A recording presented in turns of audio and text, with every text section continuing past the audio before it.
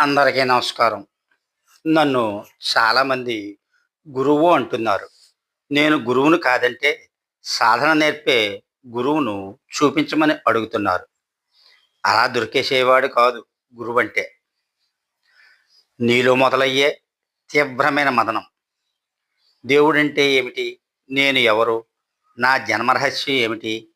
అని నువ్వు పడే శ్రమ, సత్యం కోసం నువ్వు చేసే అన్వేషణ, సాధన ఇవే నీ కర్మలను పక్వానికి తెస్తాయి.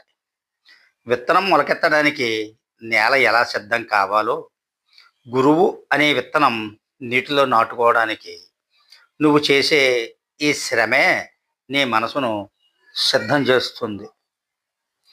నీ వంతు పరిశ్రమ లేనిదే గురువు దొరకడం. కర్మలో పక్వానికి రావడం అంటే ఇదే.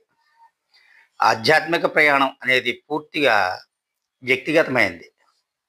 మా గురువుగారు చాలా గొప్పవారు. ఎన్నో అద్భుతాలు చేస్తారు. నువ్వు కూడా ఆయన దగ్గరకే రా అని వేరొకరు చెబితేనో, సిఫార్సు చేస్తేనో గురు శిష్య బంధం ఏర్పడదు. ఒకరు చూపించినంత మాత్రాన ఒక వ్యక్తి నీకు గురువు కాలేడు. ఎందుకంటే అది ఇద్దరు వ్యక్తుల మధ్య పరిచయం కాదు. రెండు ఆత్మల మధ్య జరిగే అనుసంధానం. నీ లోపల ఆర్తికి ఏ గురువు స్పందిస్తాడో, ఎవరి సమక్షంలో నీలో అంతరంగం ప్రశాంతంగా మారుతుందో, అది నీకు నువ్వే స్వయంగా అనుభూతి చెందాలి తప్ప ఒకరు చూపించేది కాదు. అందరికీ ఒకే రకమైన గురువు అవసరం ఉండదు.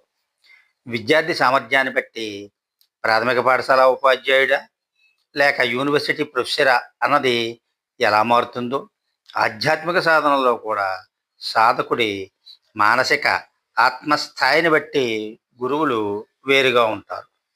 కొందరికి ప్రాథమిక స్థాయిలో పూజలు, వ్రతాలు నేర్పే గురువు సరిపోతాడు. కొందరికి భక్తి మార్గం, కర్మ మార్గం చూపే గురువు కావాలి. ఆత్మజ్ఞానం పొందే అత్యున్నత స్థాయిలో ఉన్నవారికి వారిలోని అహాన్ని ఛేదించే సద్గురువు అవసరమవుతాడు. నీ సంస్కారం, నీ సాధన ఏ దశలో ఉన్నాయో ఆ స్థాయికి సరిపోయే మార్గదర్శకుడినే ప్రకృతి నీ ముందుకు తీసుకువస్తుంది. నువ్వు ఎదిగే కొద్దీ నిన్ను తదుపరి మెట్టు ఎక్కించడానికి తగ్గ గురువు ఎదురవుతాడు. కాబట్టి నీ ప్రయత్నం ఆపకు. సత్యం కోసం అన్వేషిస్తూనే ఉండు. నువ్వు చేసే ఆ పరిశ్రమే నీ అజ్ఞానాన్ని, అహంకారాన్ని కరిగించి నీ కర్మలను పక్వానికి తెస్తుంది. ఆ క్షణంలో నీ స్థాయికి సరిపోయే ఆ నిజమైన గురువు ఎవరి సహాయం లేకుండానే నీ జీవితంలోకి వస్తాడు. సర్వే జన సుఖినో భవంతు.